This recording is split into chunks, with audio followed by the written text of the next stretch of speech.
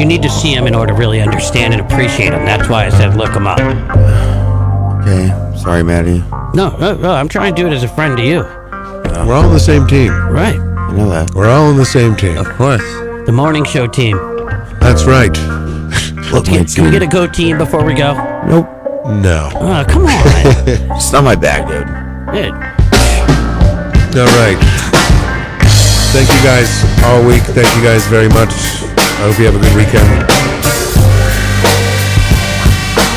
You too. All right, thanks. I want to do go team. I'm sorry. I want to do go team. Go ahead. Together? Go ahead. Go.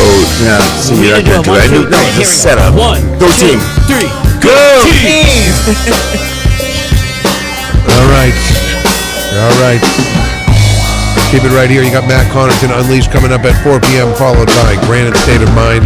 And at 8 p.m., Pauly C returns with Retro Spectrum Radio. So keep it right here, WMNH. And have a great weekend, folks. We'll see you Monday morning.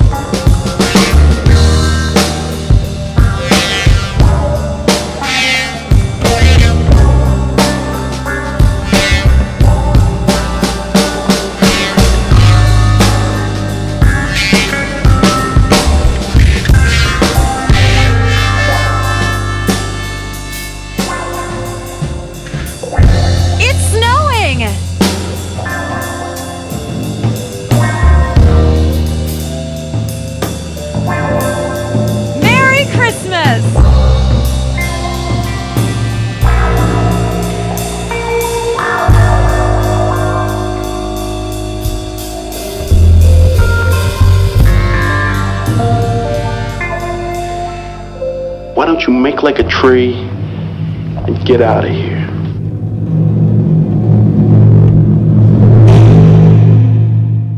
This hour on WMNH is sponsored by CGI Business Solutions, located at 5 Dartmouth Drive in Auburn.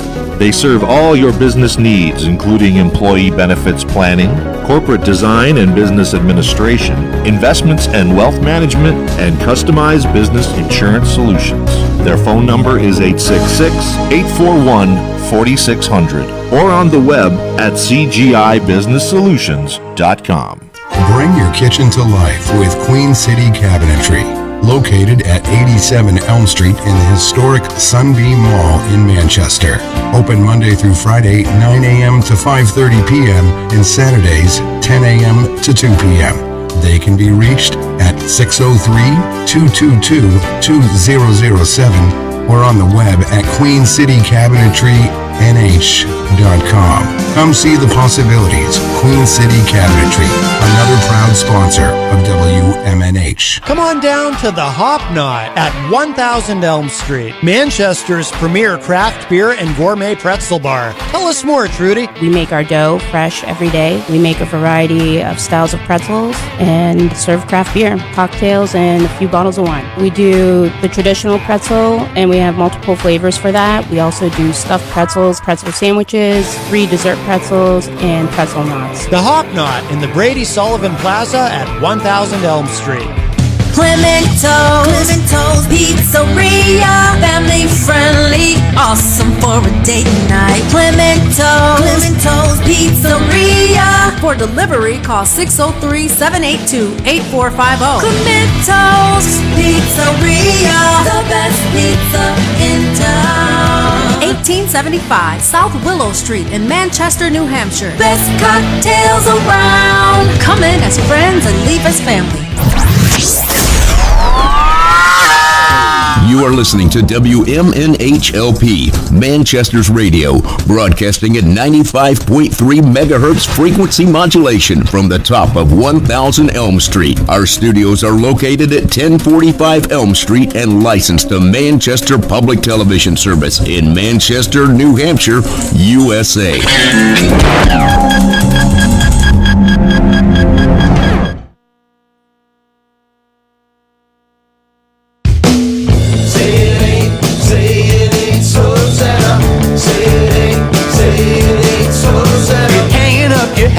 You're putting away your reindeer. Say it ain't so sad. You're going to the fridge, you're getting yourself a beer. Say it ain't so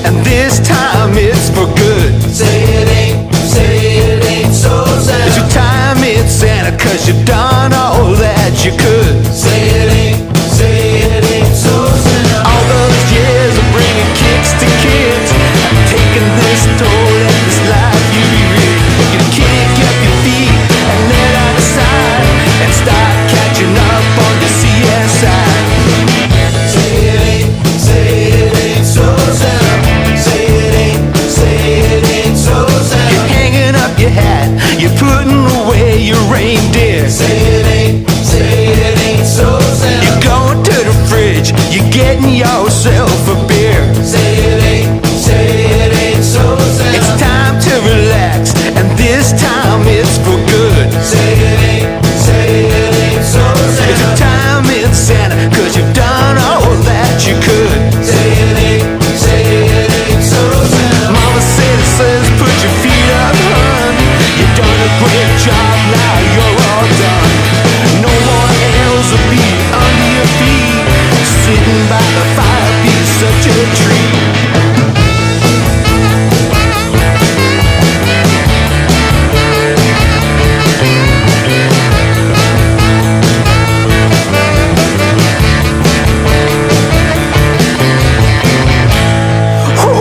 Kids, they be crying, and they swear that they're dying, 'cause Santa won't be high flying, just as chair be occupying. Say it ain't so Santa. Say it ain't so Santa. Say it ain't so Santa. Say it ain't so Santa.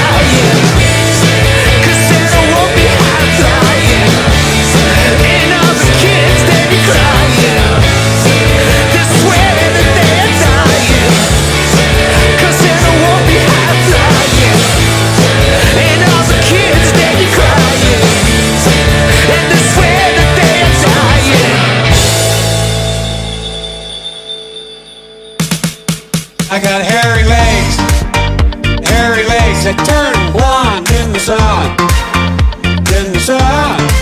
Come rub my legs from the morning until the day's done. I got hairy legs. Yeah, that's right. You heard what I said. I got hairy legs. Yeah, man. Watch the hair come back up again. I'm the guy with the best chance to win. And Corn Pop was a bad dude, and he ran a bunch of bad boys, a bad crew. I really was the only white guy that really knew. He said, I'll meet you outside, and I said, what am I gonna do? Corn Pop was waiting for three guys with basic blades. Yeah, so I walked out with a 6-foot length chain. I said, I apologize. He said, okay. My heart began to beat again. Corn Pop, he can't stop. Corn Pop, he won't stop. Yeah, Corn Pop, he can't stop. Corn Pop, he won't stop. A billionaire who calls women whores-faced lesbians. You could release women from those agreements immediately. Maybe they didn't like the joke I told. Are you willing to release them? Release them. These agreements were made consensually. I got hairy legs that turn blonde in the sun. Come rub my legs from the morning until the day's done. I got hairy legs. Yeah, that's right. You heard what I said. I got hairy legs. Yeah, man. Watch the hair come back up again. I'm the guy with the best chance to win. I was a pretty darn good lifeguard. I learned a lot. Lived out in Mayfield with my grandpa. We used to play basketball with Corn Pop, and he sank every single shot. Corn Pop, he can't stop. Corn Pop, he won't stop. Yeah, Corn Pop, he sank every shot. Corn Pop, he won't stop. I got hairy legs that turn blonde in the sun. In the sun, don't rub my legs from the morning until the day's done. Till the day's done. I got hairy legs. Yeah, that's right. You heard what I said. You heard what I said. I got hairy legs. Yeah, man. Watch the hair come back up again. I'm the guy with the best chance to win. I got hairy legs.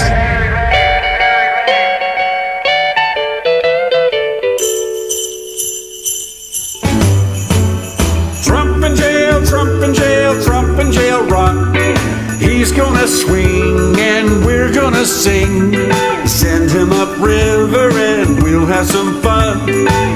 Now his time in jail has begun. Trump in jail, Trump in jail, Trump in jail, rock. Him doing time for all of his crimes. Dancing and prancing in Washington Square. He deserves the chair. What a bright time. He'll do hard time. And rocks he'll crush all day. Trump in jail time. It's a swell time. I wanna see his perp walk on Christmas Day. Giddy up, pick up the pace. He's running out the clock. There's not a reason now that he should be free. That's the Trump in jail. That's the Trump in jail. That's the Trump in jail rock.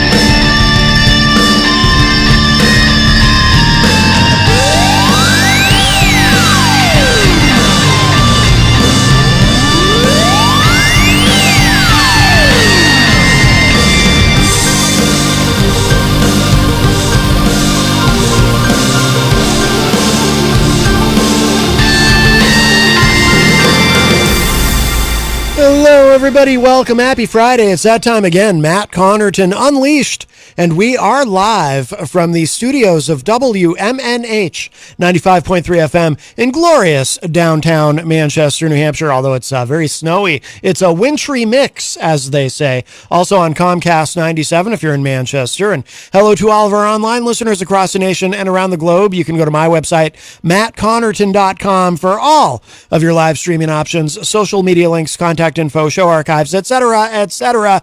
Today is Friday, December 16, 2022. So welcome, everybody. By the way, I do want to remind you, tonight at the Hop Knot is Kevin Horan performing live. We've been featuring some of his music this week. Not today, though we probably will at the break at the top of the hour, but I opened with a little bit of... that band is called Stop Calling Me Frank, if you're curious. The Say It Ain't So Santa. I'm not a big Christmas music guy, but I like that song. Great Boston band, Stop Calling Me Frank, and then a little bit of let's see, who does the the Gregory Brothers do the Hairy Legs, and then Rocky Mountain Mike, whose music I haven't featured on the show in a long time, but he does a lot of political song parodies. He did the parody of Jailhouse Rock, Jingle Bell Rock. I don't know why I'm thinking about Elvis all of a sudden. Jingle Bell Rock. That's Rocky Mountain Mike who does those. And I was just going to play that. And then I thought, well, I'll balance it out with something that picks on Biden too. So no one can say, Matt, you're not being fair. But that Rocky Mountain Mike song is new from a couple of days ago, because apparently, and we might get into this later, but just briefly, the reason that is prescient is because Trump is expected to be one of the criminal referrals from the January 6th committee to the Department of Justice, as they, I think we'll know that on Monday, actually, as they conclude, because, of course, next term of Congress, they won't have an opportunity to continue that committee, obviously, with Republicans in control. So this is it. But there's, it sounds like they are going to be recommending that the Department of Justice prosecute Donald Trump. So we shall see. Interesting times, that's for sure. But we can talk about all kinds of things today. 603-250-6007 is a number if you'd like to call in. 603-250-6007. You can also text me at 617-917-4476. Tweet me at Matt Connerton. We're definitely going to talk about Twitter, by the way. So tweet me while you still can, because I'm telling you, Twitter could go away, vanish into the ether at any moment, and then no more Twitter. It could happen. But we'll talk about there's some developments with Twitter today. So if you do want to tweet me at Matt Connerton, but hurry up before it goes away. You can also email me, matt@mattconnerton.com. And of course, you can interact and opine in the Facebook live chat. We have a busy Facebook live chat already. So we'll say hello to everybody in there in just a moment. But the best thing to do so that we can hear and enjoy your dulcet tones is to give us a call at 603-250-6007. A couple other quick programming notes, because it is Friday. We do not have Eric Pilcher's classic film review. We're going to do that on Monday instead. And the subject is Bonnie and Clyde, a great film. I remember watching that many years ago and really enjoying it with Warren Beatty and Faye Dunaway. If you haven't seen it, it's really good. But you'll probably want to see it after hearing Eric's review, so that will be on Monday. Also, tonight, of course, right here at WMNH 95.3 FM. Fridays are very busy here. We have this program, and then immediately after this from 6 to 7 p.m., we have Granite State of Mind, hosted by the great Rob Azevedo and his co-host Paulie Stone. And I have no idea what they have planned for tonight's program, but I'm sure we'll find out when they pop in. They usually arrive a little bit early, and they sit in with us, and we hang out and chit-chat and find out what they have coming up on the show. And then, coming up tonight from 8 to 11 p.m., it is the return. Last Friday we were off. It is the return of Retro Spectrum Radio with Paulie C. I did see Paul in the Facebook live chat, but we will be live tonight, as we are Friday nights, from 8 to 11 p.m. And here's what Paul had put on social media regarding tonight's show. This Friday night, it's the return of Retro Spectrum Radio. We'll be hanging our stockings and banging our heads as we present an evening of classic Christmas songs a la rock and heavy metal. The perfect cure for your holiday headache. Local artist Gonzo will be hanging and banging with us as he hosts a special holiday game that only Gonzo can create. So hang your stockings and say your prayers, because Retro Spectrum Radio will be back Friday night, tonight, 8 p.m. Eastern. Listen worldwide at WMNHradio.org. Or you can follow and chat on Facebook on the Retro Spectrum Radio with Paulie C Facebook page. And by the way, Paul usually mutes Facebook during the show. Otherwise, because it's obviously a lot of copyrighted content during Paul's program, so Facebook doesn't give us a hard time. What we suggest is, if you are, well, of course, if you're local here in Manchester, you can always listen on your FM radio at 95.3. But if you're listening from anywhere else and you can't get us on the radio, what we recommend is stream the show at WMNHradio.org. Just go there, click listen live. You can stream the audio uninterrupted, but also log into the Retro Spectrum Radio Facebook page on Facebook so you can participate in the chat room. We do love to have an active chat, and the chat room has been getting very, very active lately on that show, which is a lot of fun. We like to be able to hang out with you guys in the Facebook chat during the program. So stream us at WMNHradio.org, but hang out with us on Facebook during the show. So that is tonight from 8 to 11 p.m. Really looking forward to that. And by the way, it's that will be Gonzo's inaugural appearance on Retro Spectrum Radio. He has never been on that particular program. And I believe our friend Easy G is on the line. Hello. Hey, I tried to call this morning, but couldn't get through because Shannon kept calling. Oh, really? Well, anyways, Are you beefing? You beefing with Shannon? Y'all got beef? I wanted to call up because I heard some good news that Katie and Tom are engaged. So I want to say congratulations. Oh, you know what? I meant to mention that. Was it yesterday or the day before I saw that? And I just didn't get to it. Yes, congratulations. Today, so. Well, I saw it on Facebook a couple days ago, I think. Congratulations to Katie from the morning show and Tom. They are engaged. Yes, very nice. I thought was she going to be on the show coming up, or has she already been on the show with her father? On Retro Spectrum Radio? Or is that next week? She's been on a couple of times, but not with her dad. And I know that Paul had said that he wants to get them both on, and they can play live, just like they've done on the morning show, because he's also a very talented musician. Oh, you know what? I just remembered. You know what you might be thinking of, Eric, is last Friday. Was it last Friday? They were on Granite State of Mind together. Oh, okay. I didn't catch that one, no. Yes. Oh, and Paul has confirmed in the chat room she will be on next Friday night with her dad. Yes. So that will be next week. The year. Yes, absolutely. That'll be very nice. And she'll be able to show everybody her ring. Yes. That'll be nice as well. That's always exciting. Yeah, so that's great. That's great news. This time of year, the festive Christmas time. Yeah, you were married once. I know I was. Now, it's always happy news. Now, to hear that. Now, when you were married, did you get your betrothed? Is it betrothed? A ring? Or did you just? So, yeah. Or did you just kind of say, "Hey, what do you say? You want to get married?" Yeah, the crazy girl said yes. So. But did you get her an actual ring? I did. If I remember the story right. Yeah. Anyways, I just wanted to. It was jingling. If I didn't know, congratulations to Katie and Tom. If I didn't know better, I'd say, all right, bye-bye. Boy, I'll tell you what. If I didn't know better, I would say that Easy G does not like talking about his marriage. I was trying to play the Easy Does It sound. I need to reboot this computer. Boy, you should have known by now. Easy does it. There we go. Yeah, if you were listening live, I had a little bit of a technical problem here. I'm going to reboot this. It's okay. I can get by without this computer for a few minutes. So I will do that. I like to be quick with the audio. Can't be quick with the audio when things aren't working, but technology will fail us on occasion. That's okay. I just give it a reboot. It will be good as new, but that does open up a line for you, 603-250-6007, 603-250-6007. Yes, congratulations to Katie and Tom.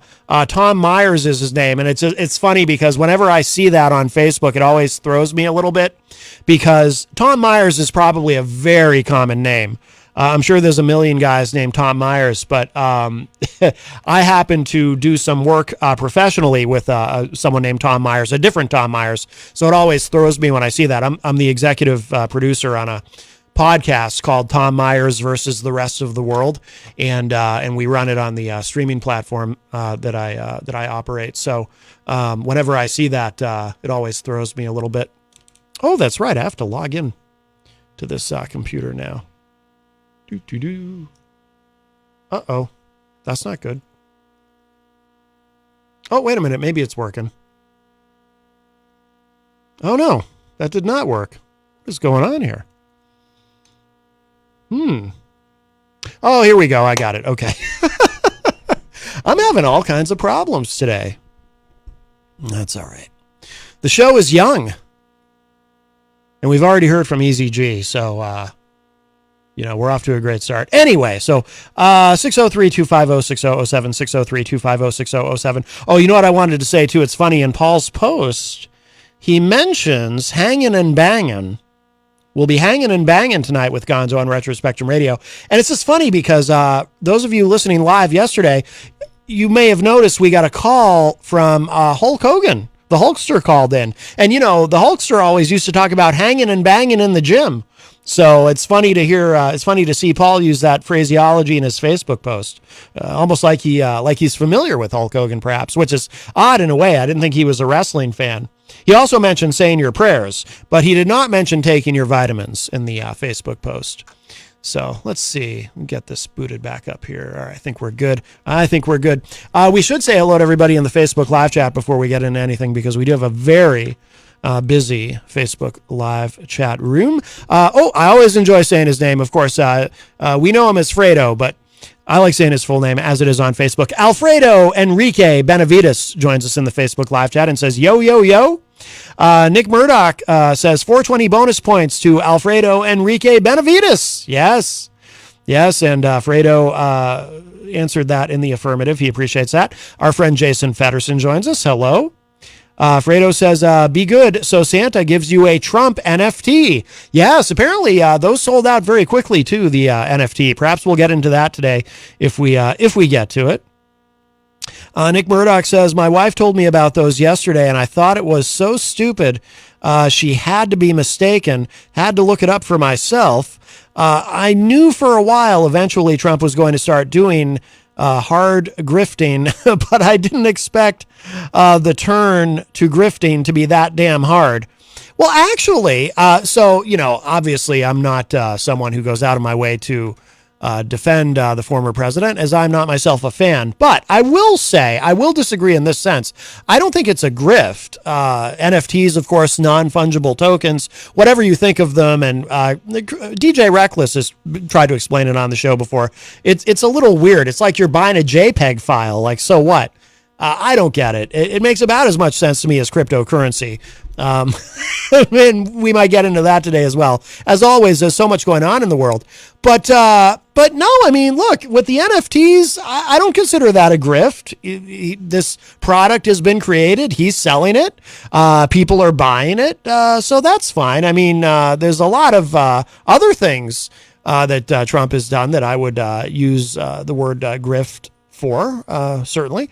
But not that. That actually, to me, seems perfectly legitimate. If people are willing to pay to have an NFT of Donald Trump, then, hey, whatever, you know? Fredo responds to Nick Murdoch in the chat. He'll be doing MyPillow and reverse mortgage ads on cable at midnight in less than a year. That would be fantastic. By the way, Nick Murdoch enjoyed the Hairy Legs Joe Biden song at the top of the show. He said, Joe Biden is a badass for standing up to Corn Pop. Corn Pop is a stone cold I can't say that on the letters M and F are in there, but of course I can't say that on the air. Our friend Crystal from the state of Illinois joins us and says, hello, everyone. Fredo says, any chance of hearing Matt's dulcet tones singing any Bee Gees, asking for a fan? No, Fredo. And the reason that won't be happening is that's a callback, of course, to a bit from a previous edition of Retro Spectrum Radio, where I attempted to sing After the Lovin' by Engelbert Humperdinck in the but as a Bee Gees song, because I thought it would be hilarious. And in my mind, it was hilarious. And then when I attempted it, it turned out to be, in my view, an unmitigated disaster. It's like I can do the voice, but I can't do it with the music. It's weird. You know, like I can do the, like that high Bee Gees. I mean, I can't do it very well, but that's part of what makes it funny. But that, you know, if I sing you to sleep after the loving, like I can kind of sing high like that. But when I try to do it with the music, I can't do it. Fredo says it was hilarious. No, you're being kind, Fredo. You're being very, very kind, which doesn't surprise me. You're a very kind person and a talented musician, of course. Fredo is in multiple bands, and he's made appearances on the show, and we always enjoy that. But no, it wasn't, unless you mean it was hilarious, as in it was cringe, hilarious in a cringe way. No, I felt like I was not pleased with how it went.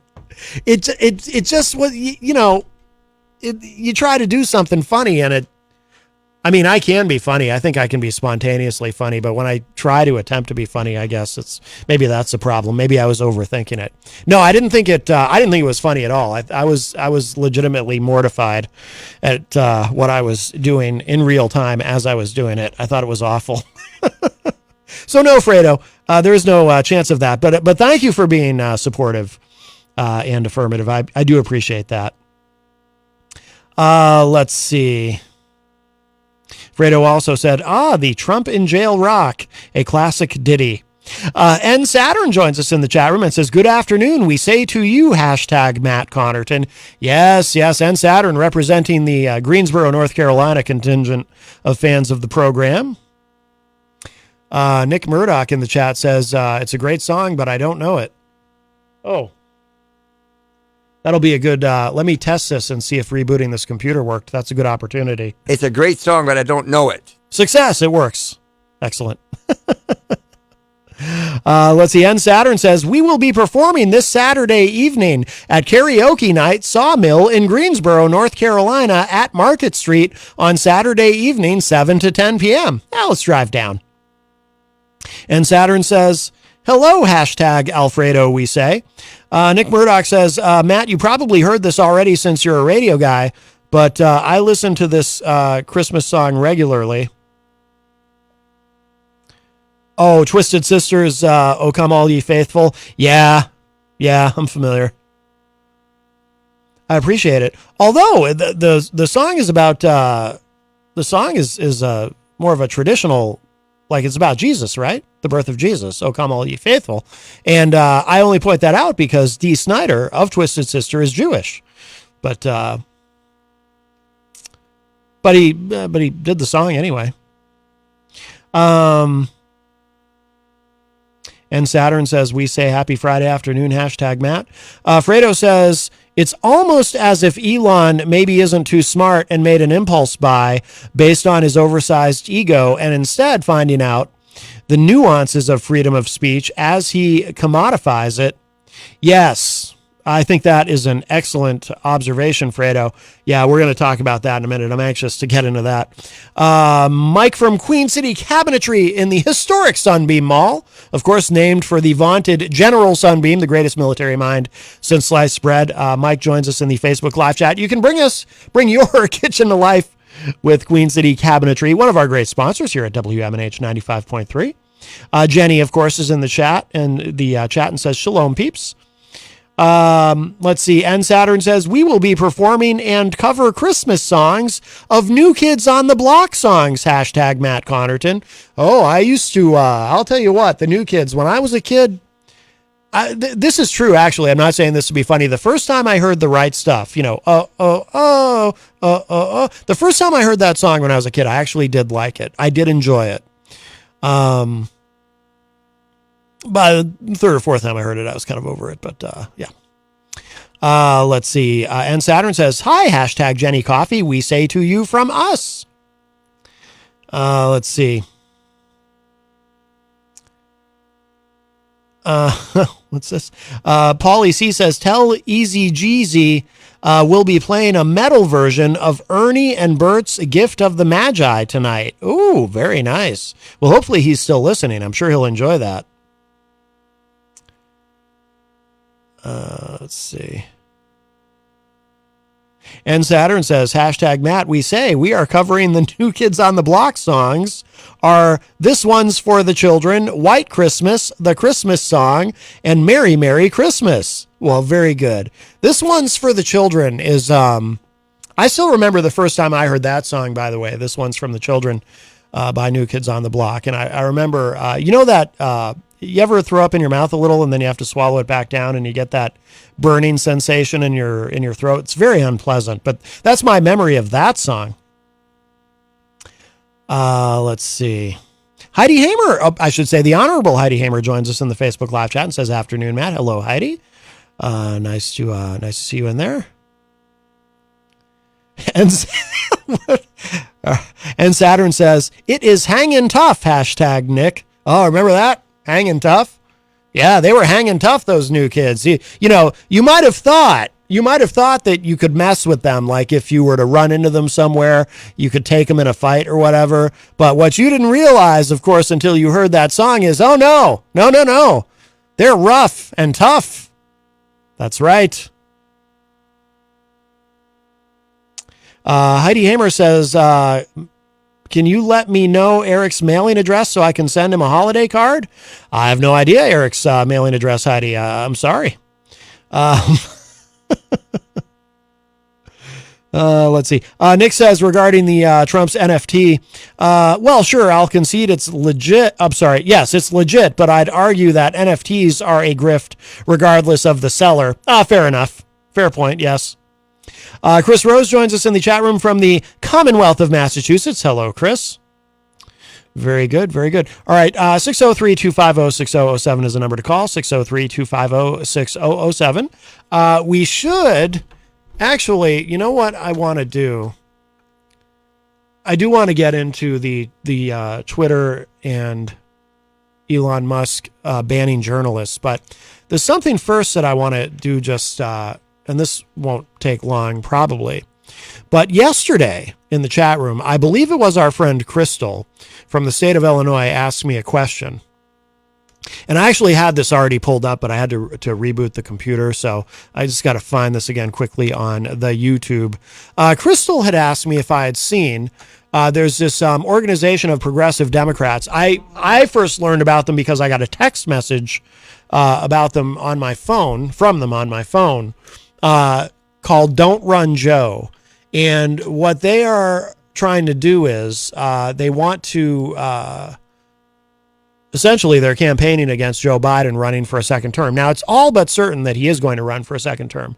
But one thing that I, and even those who are different from me politically, ideologically, seem to agree on is it would probably be best if both Donald Trump and Joe Biden maybe call it a day. And again, not to be ageist, but... Joe Biden seems a little, he's, I think he did a good job handling the pandemic, and I'm good. I think we need an infusion of youth. Like I always say, how about a young 65-year-old whippersnapper to get in there and, the man is 80 years old. And listen, I would not, it really has nothing to do with age, to be honest with you. I've met 20-year-olds who seem cognitively impaired, okay? But President Biden, I think he just, he has some rough moments. Of course, he's always been gaffe prone. So you can never actually be sure. Is he having a senior moment or is he having a Biden moment when things go awry with him, when he's speaking and he mispronounces things, or, he does have a stutter, which we only learned a couple of years ago, actually. But I would be happy to see both he and Trump just kind of ride off into the sunset. And I think on the Republican side, Ron DeSantis has a lot of energy behind him. On the Democratic side, I'm not sure. But and it kind of doesn't matter because it's all but certain that Biden is running, whereas Trump has to actually... don't get me wrong. Someone could challenge Biden for the nomination, but that doesn't work out. Although in a couple of instances, it has come close where a sitting president has been challenged by someone from his own party during primary season. Of course, in 1992, Pat Buchanan came perilously close to defeating a sitting president, George H.W. Bush, in the New Hampshire primary here, in the Republican primary. In fact, I think it was a statistical tie. I think it was about 50-50. Let's see, of course, in 1980... Ted Kennedy challenged a sitting president, Jimmy Carter, for the Democratic nomination. And I don't know if he was necessarily a huge threat, and I'm too young to remember in any really great detail, although I do have very vague and fuzzy memories of Ted Kennedy's speech at the Democratic convention. I actually do. I was pretty young, but I actually do remember it, where he gave his concession speech to President Carter. Or he was conceding to President Carter as far as, the nomination. So legitimate challenges do happen, but they don't succeed, not at that level. So, but someone could emerge and challenge President Biden. But what I'm curious to hear is, so our friend Crystal had asked me if I had seen this ad, and I have not. But the ad is titled, I found it on YouTube, it's titled, a message from, at least I assume this is the only one that I saw. Actually, let me just check the search here and just make sure there's not another one. No, it looks like this must be it. A message from New Hampshire voters, don't run Joe. I'm just curious to see this. And again, my understanding is these are progressive liberal Democrats who probably feel See, I don't know. I haven't seen the ad yet. I wanted to save it for the show so I can react to it live, but I'm assuming that this is probably doesn't have much to do with his age, nearly as much as it does its politics, because Joe Biden obviously is not a progressive. He is a, as he calls himself, a mainstream Democrat. Certainly no one's idea of a left-wing radical. I mean, there are some on the right who will tell you that Joe Biden is a left-wing radical, but I would say certainly not.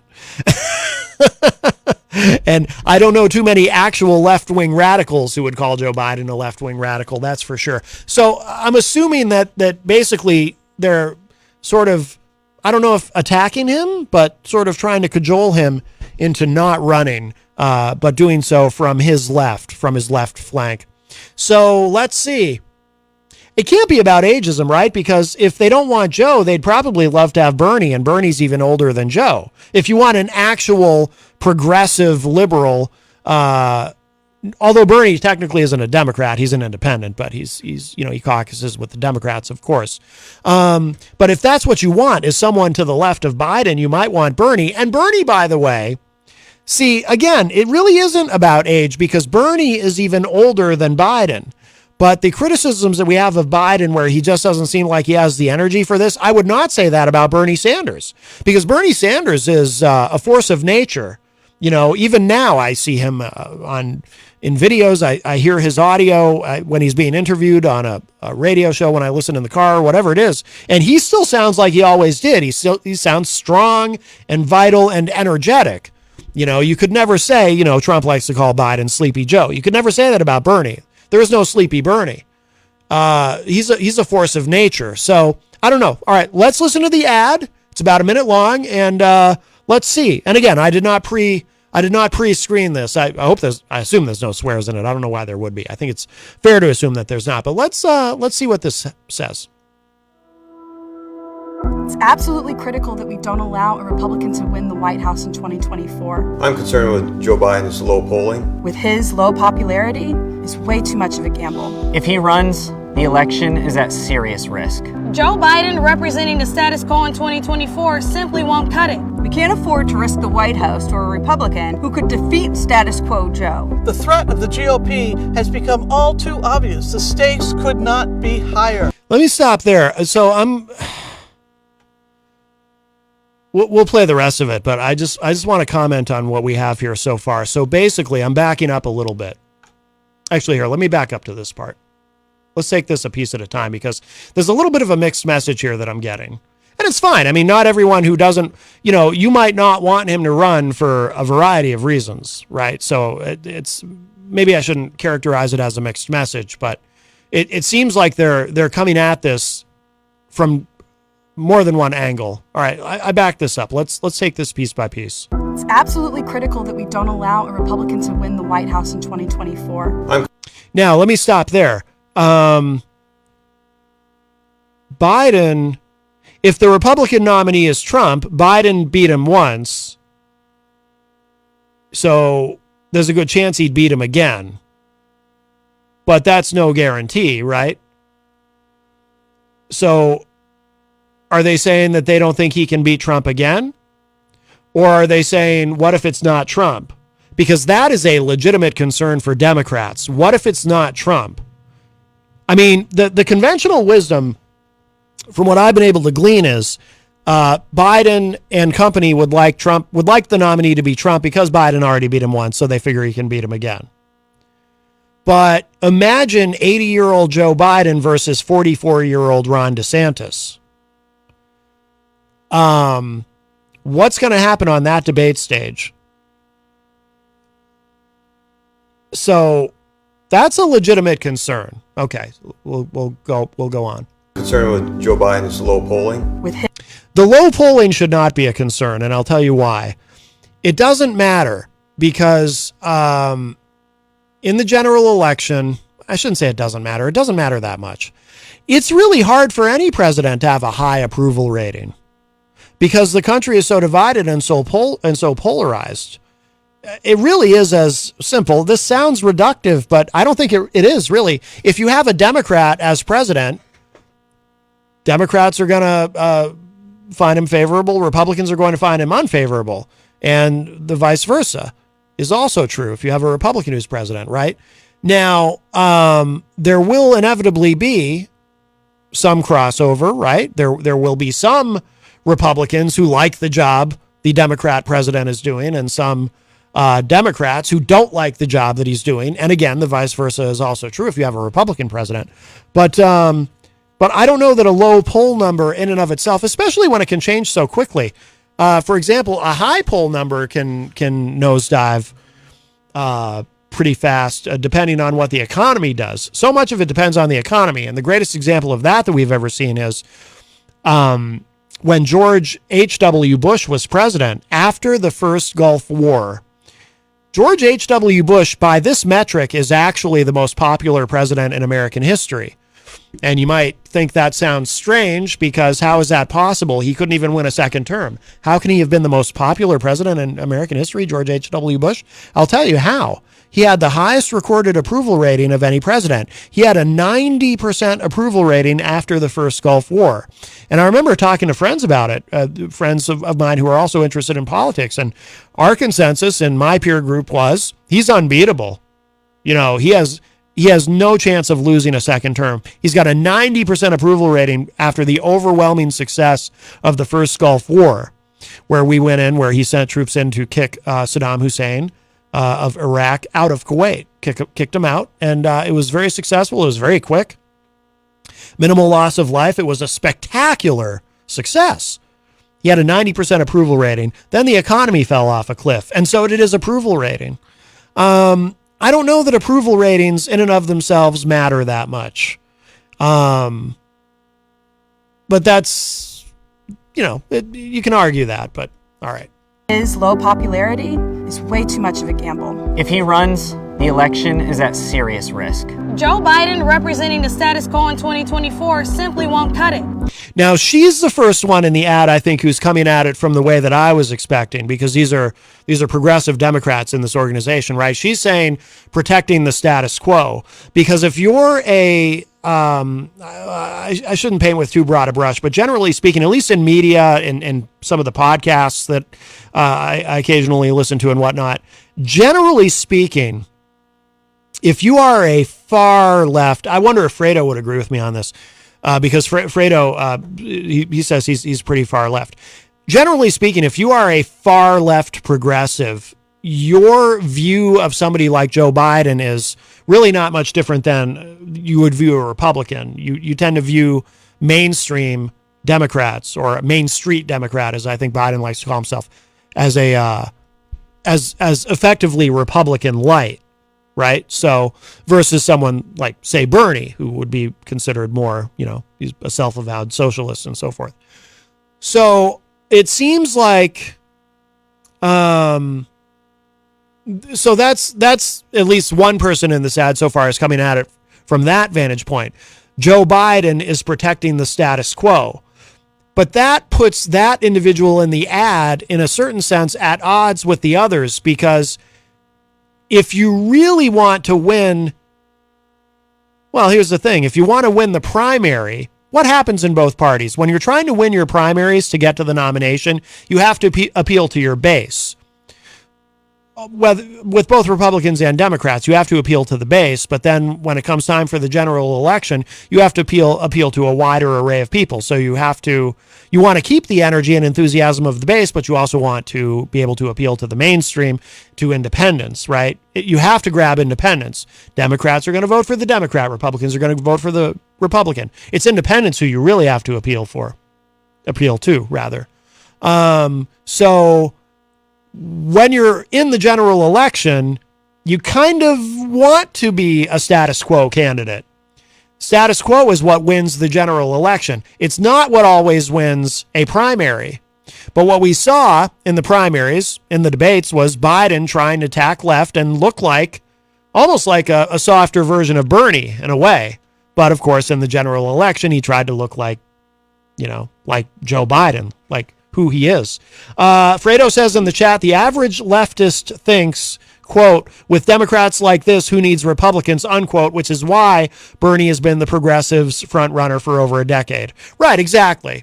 So if you're coming at it from, if you don't want a Democrat who's going to protect the status quo, that's why she's saying we need somebody else. Could somebody else who is not a sort of center-left Democratic candidate actually win the general election, though? I don't know. I do think it's possible. Yeah, there are a lot of people who've said, and I've speculated about it myself, that Bernie would have actually been a stronger candidate in 2020 than Biden. Or actually, no, I'm sorry. Well, we have talked about that, but more so we've talked about 2016. A lot of people speculated that if Bernie had been the nominee in 2016 instead of Hillary, Bernie would have won. Hillary did win the popular vote by 3 million people, but some people think that Bernie would have beaten Trump. And some people also think that that's complete madness and it's preposterous to even think such a thing. We'll never know. Somewhere in an alternate universe that happened maybe, but we'll never know. But that's what this person thinks. Biden protects the status quo, which he does, of course. We can't afford to risk the White House to a Republican who could defeat status quo Joe. The threat of the GOP has become all too obvious. The stakes could not be higher. Our ideas are way more popular than Joe Biden is. Joe Biden. What does that mean? Our ideas are way more popular than Joe Biden is? I don't know how you quantify that.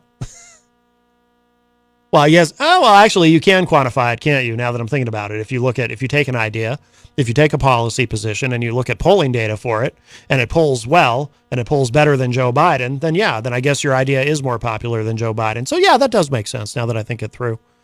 As, of course, this is on YouTube, so as that is playing, there's a picture on the screen that shows 538, an article from 538.com that shows Biden's approval rating 12% underwater with voters. Fredo says in the chat room, Bernie would have beaten Trump for sure. Clinton had so much vitriol against her, if you recall. Yes, of course. Scott Robinson says, I totally agree with that. Bernie could have won. Yeah, I don't know. It would have been interesting. All right, let's check out a little more of this ad here. We're about halfway through. Biden is. Joe Biden running undermines the Democratic Party's chances in 2024.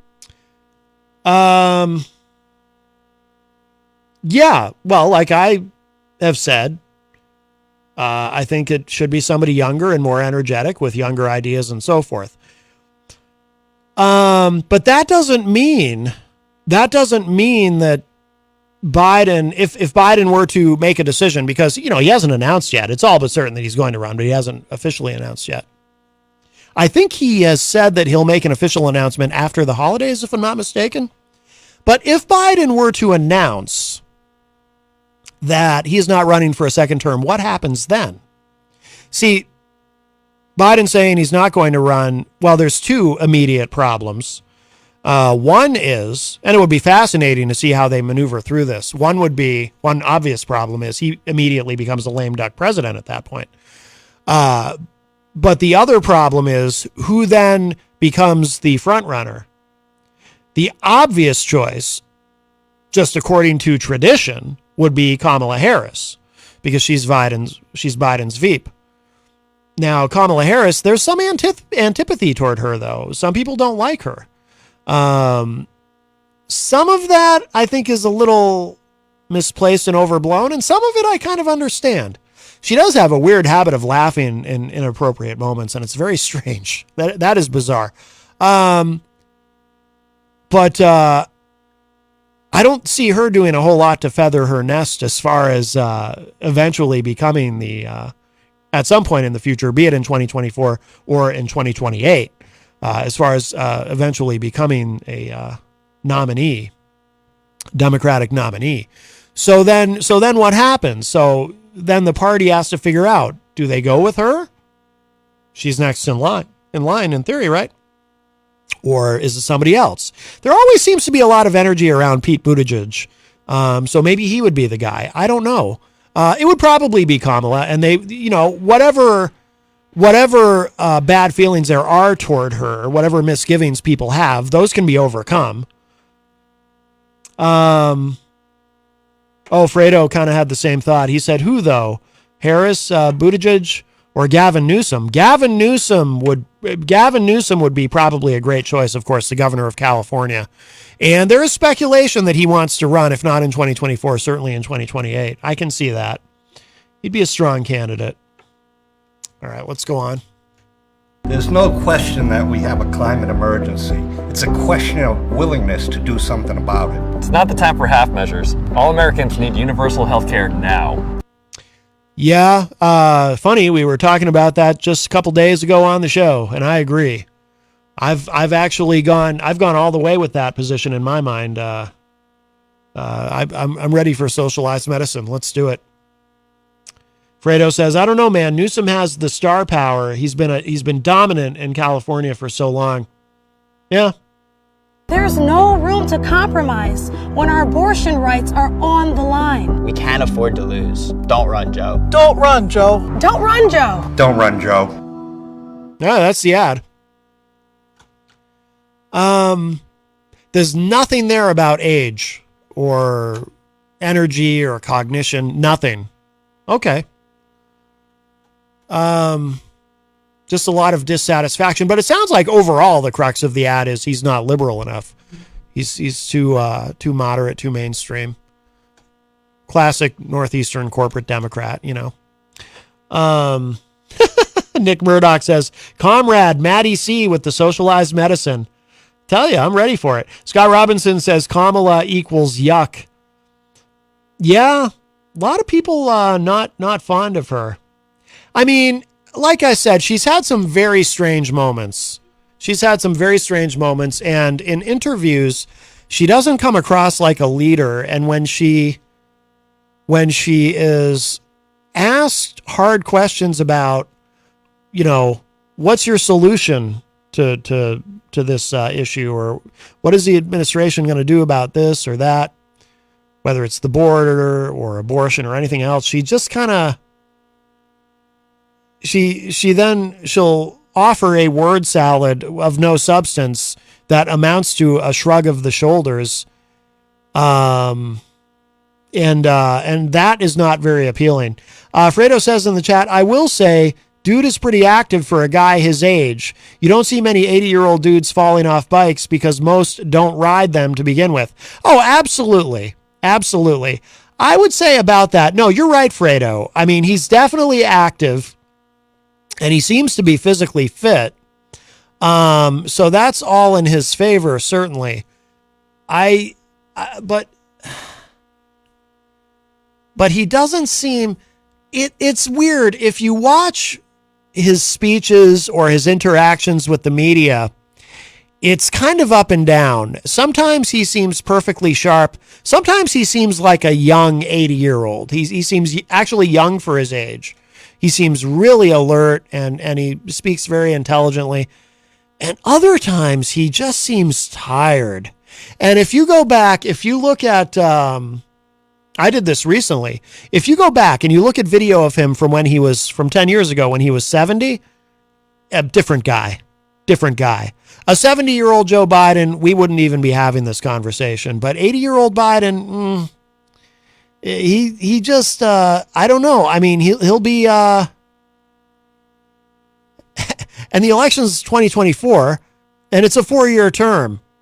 It's tough. Fredo says, meanwhile, Trump has a waddle around his neck. He tucks into his shirt collar before he goes on camera. Oh, yeah. No, I mean, physically, Biden is obviously in much, much better shape than Donald Trump, of course. Although, if you ask Dr. Ronnie, who's now Congressman Ronnie, he'll tell you that Trump's in great shape and isn't even obese, 1 pound away from being obese. And then there was that doctor, what was his name? I forget his name now. The doctor with the long hair who wrote that letter claiming that if Trump were elected, he'd be the healthiest president in the history of the galaxy or something. Fredo says, I mean, personally, nothing against the dude running, but I don't hold his age against him. he just sundowns, LOL. That's an interesting observation. The LOL indicates you're probably kidding, but I suspect, Fredo, and tell me if I'm right, that you're only half kidding. If you don't know, and I'm not an expert on it, but I know a little bit about it, and I've read a little bit about it, partly because I think I suffer from it in some ways. Sundowners or sundowning, it's when you're really good during the daytime as long as the sun's out, but as soon as the sun goes down, something changes. I have days, regular listeners know I'm not saying anything new here, but I struggle with depression. And of course, like so many people, especially in the Northeast in the wintertime, it can be particularly challenging. And I do have days where, I could be feeling pretty good during the daytime. And then as soon as it's dusk, I change. I could be very optimistic and upbeat and ready to take on the world in the morning, and once I finally manage to get moving, because in the winter it's like, oh, it's cold outside.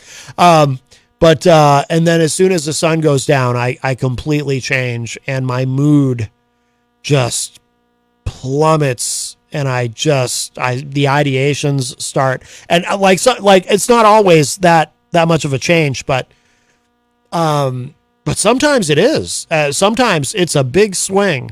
Anyway, that's what that refers to. Fredo says totally half kidding, but yeah, I mean, Biden might be vulnerable to that, and actually, I think probably a lot of people are vulnerable to that in ways that they might not even realize. Certainly, Crystal says Trump equals body by McDonald's. Well, I'll tell you what. Yeah, Trump loves his fast food. I suppose it's a testament to him and his constitution. Maybe just good genetics. I don't know. How old did his dad? How old was Fred Trump when he passed away? Because Trump, I mean, to make it to, what is he, 76, 77? To make it to his age eating that diet and not to have had some sort of medical catastrophe by now is kind of impressive. They say that about George Burns. Remember George? Younger people have no idea, but George Burns, a comedian, he, smoked like a chimney and drank like a fish, and he lived to, did he make it to 100? You just never know. So we'll see. But as far as Kamala Harris, so I understand why people don't maybe see what they would have liked to have seen in her as vice president. So some of the criticism I think is fair. The criticism of her that I'm not quite on board with is when I hear people talk about, well, you don't see much of her. She's kind of invisible. She's in the background. Why isn't she more in the foreground? This and that. That I don't hold against her, because that just seems to happen with every vice president. It's a weird thing, because sometimes we have vice presidents who you think are going to be more in the foreground than they are, but they always fade into the background. You almost forget about them. They become part of the scenery. It's weird. In some cases, it's weird. In some cases, it's understandable. Like when Dan Quayle was vice president. Yeah, they wanted him in the background. We have a call. Hi, welcome to Matt Connerton Unleashed. Who's this? Hey, Matt, it's Scott Robinson. Hey, Scott. How you doing? Good. Hey, I don't know if you've gone over this yet, but I have some, my birthday / Christmas is coming up, and I was wondering if anybody wants to buy me a Trump, what is it, a video? An NFT. Yes, I am willing to take one. I'd like to have one with a laser shoot out of his eyes. Ooh, that'd be fun. I don't think they're real lasers, though. I mean, that would be cool if like there were actual lasers and then you could aim them at stuff. That'd be fun. I would even enjoy that. Yeah, I mean, only $99. You can have that on your computer for as long as you want. Ooh. It's a great deal. And everybody should have one. And very patriotic. Yes. You're a true patriot if you have a Trump avatar on your computer. Absolutely. That's exciting. I think they're sold out, though. I think they did. And by the way, I'm not saying that to be funny. I think they did sell out in one day. Well, how do you sell out of a computer program? Well, the thing is, Scott, I think that kind of goes to what Nick Murdoch was saying about NFTs being kind of a grift. Yeah. Yes. Oh, yeah. Yeah. What a disaster that is. All right, Matt, you have a great week. All right, Scott. Thank you, man. Thanks for the weekend, call. I should say. Weekend. Have a great weekend. I got you. You too, man. Right, Take care. Bye-bye. All right, that was our friend Scott Robinson. Yeah, just to finish my thought on Kamala Harris, and then we'll get to a break. But yeah, by the way, I'm serious. I think the NFTs, the Trump NFTs did sell out in one day. Oh, Crystal says Fred Trump was 93 when he died, according to Google. Okay. Yeah, so genetically, well, that bodes well for Donald Trump then, if his dad was 93. And maybe that's why Trump feels he can eat the diet that he does without it killing him. But, you know, historically, vice presidents, if you think back, I mean, I can't think of, in my lifetime, I can't think of a single vice president who's really been in the foreground. They always fade into the back, even if you don't think they necessarily will. For example, Reagan, you know, you would have thought maybe George H.W. Bush would have been more visible over the course of the Reagan presidency, but I think Reagan cast a large and long shadow. And George H.W. Bush, of course, he was very qualified for the job, having been in Congress and having been head of the CIA, and he was certainly qualified. But you didn't see much of him until it was time for him to run for president. Bill Clinton, I remember Al Gore was very visible, of course, during the campaign. And it's funny, I had a conversation with my dad. I doubt my dad remembers this because it was just, he had made a comment one day. It was just a kind of a throwaway comment. We were talking about politics because, that's what we talk about. And I think he's a big part of the reason I got interested in such a young age. But I remember my dad making a comment to me, and 92 was the first election that I was eligible to vote in. My dad made a comment to me. He said that he thought they should flip the ticket and that Gore would be a better presidential candidate and Clinton should be the VP. I don't remember what his reasoning was, but he just liked Al Gore better, I think, and thought he was more qualified. But during the campaign, I remember they stressed that, look, Al Gore is also very qualified for the presidency, and he will be very visible, very active in the administration. And then for 8 years, you barely saw the guy. He faded into the background. Didn't see that much of him. I seem to remember they had to use him to break ties, if there was a tied vote in the Senate. But other than that, you didn't see much of the guy. And then when he did run for president, you didn't see much of Bill Clinton, actually, because Gore didn't want much to do with him, which people thought was a mistake. George W. Bush, of course, Dick Cheney, I remember they were talking about Dick Cheney because he was so qualified that he would almost be a co-president. I remember that actually being the narrative from the Republicans. Oh, Cheney's going to be like a co-president. He probably was the most visible, at least in my lifetime that I can remember, of any vice president. And people used to speculate, too, that it was actually Dick Cheney running all the foreign policy and Bush was really just his puppet. But he wasn't that visible, but you'd see him on the Sunday morning talk shows and whatnot. During Obama's presidency, you really didn't see much of Joe Biden. Again, Biden clearly, between the two of them, Biden obviously much more qualified in terms of experience for the presidency. Obama was a one-term senator. Biden had been in the Senate for decades. But so you would think that you'd see more of Biden than we did. And again, he wasn't invisible, but you didn't see that much of him. Obama always talked about, Biden would be the last one in the room when they were making big decisions, that he really relied on Biden. But of course, Obama said that during Biden's presidential campaign. Of course, he's going to say that. He's going to say nice things. But historically, yeah, Veeps tend to kind of fade into the background. You didn't see that much of Mike Pence during Trump's presidency. It just seems to be the natural order of things for whatever reason.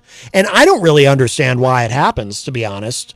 I know that historically, too, sometimes there's tension between a president and the vice president because, look, I mean, obviously if something happens to the president, that's to the vice president's advantage if they want to be president, but I don't know. So I kind of don't hold that against her because that's what happens with everybody. Every vice president, they fade into the background and you just don't see them. And then you kind of wonder, are they really being, couldn't they be doing more? Couldn't they be taking a more active role?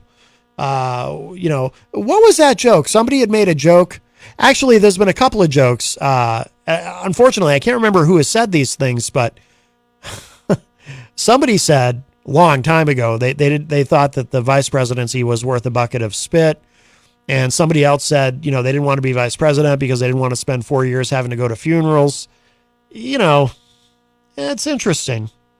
Crystal says in the chat, wasn't Gore tasked with cutting excessive spending and found all sorts of BS the government was paying out?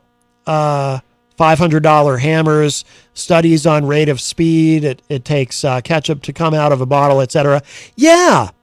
Crystal, I do remember that. But what's weird about that is I remember that being very early in Bill Clinton's administration. So yeah, that was his deal. That was his thing. That was Gore's thing early, but then he just kind of faded away into the back. So he was very visible early on, but then he just kind of. Crystal also says Dan Quayle couldn't spell potato in front of elementary school kids. Yeah, Quayle. You know, I'm sure they were happy to put him in the background. You know. Scott Robinson says that crook Cheney made himself very out there. Crystal says Gore and Pence were both mentioned in media often. I don't know. I don't remember seeing. I mean, memory is subjective. You know, as much as we like to think that there is objective memory, there really isn't. So you know, maybe they were more visible than I remember, but I don't remember ever seeing that much of them. I mean, Pence was probably. I just imagine Mike Pence spending a lot of time at his desk with his head in his hands, just kind of going, "What have I got myself into here?" Anyway, but we are past the top of the hour. Let's play a song. I should play something from the Stone Road Band. I really like this band a lot, and the reason I should play something of theirs, and we've been playing some of their music during the show this week, is tonight at the Hop Knot, Kevin Horan is performing live. The Hop Knot has live music every Friday night from 7 to 9 p.m., and tonight they've got Kevin Horan, who happens to be a member of the Stone Road Band. So we've been playing some of his solo stuff, but we've been also playing some of the singles from the Stone Road Band. I think we should play this track Breakdown again. Played this earlier in the week, but this is a personal favorite of mine. Just a really, really good song. Let's give this a listen, and then we'll show some love to our amazing sponsors. And then we'll be back with hour number 2, Numero Dos of Matt Connerton Unleashed. Don't go away. Plenty more to come.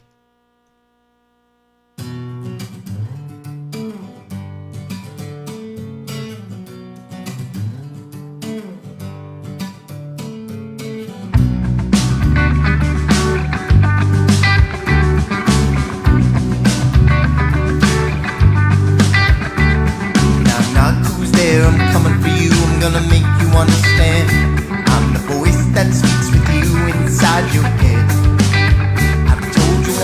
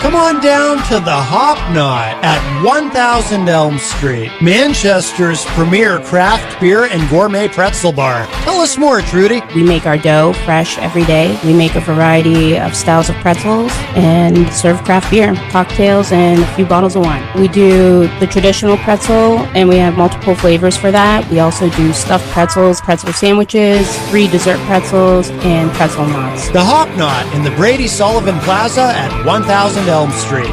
Bring your kitchen to life with Queen City Cabinetry, located at 87 Elm Street in the historic Sunbeam Mall in Manchester. Open Monday through Friday, 9 a.m. to 5:30 p.m. and Saturdays, 10 a.m. to 2 p.m. They can be reached at 603-222-2007 or on the web at queencitycabinetrynh.com. Come see the possibilities. Queen City Cabinetry, another proud sponsor of WMNH. Clemento's Pizzeria, family friendly, awesome for a date night. Clemento's Pizzeria. For delivery, call 603-782-8450. Clemento's Pizzeria, the best pizza in town. 1875 South Willow Street in Manchester, New Hampshire. Best cocktails around. Come in as friends and leave as family. This hour on WMNH is sponsored by CGI Business Solutions, located at 5 Dartmouth Drive in Auburn. They serve all your business needs, including employee benefits planning, corporate design and business administration, investments and wealth management, and customized business insurance solutions.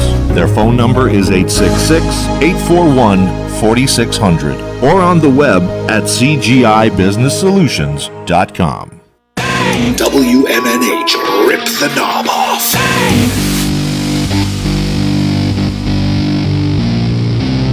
It's a great song, but I don't know it.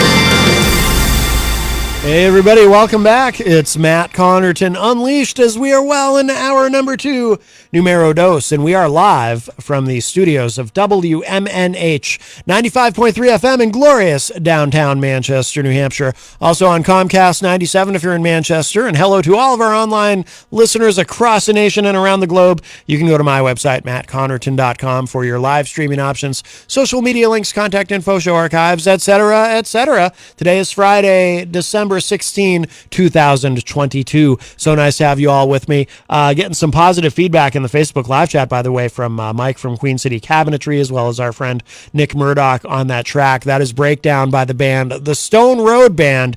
Yeah, I love that song. The guitar work in that is incredible. I love Kevin's voice, but also the guitar work. That solo at the end is it's metaphysical, as my dad would say.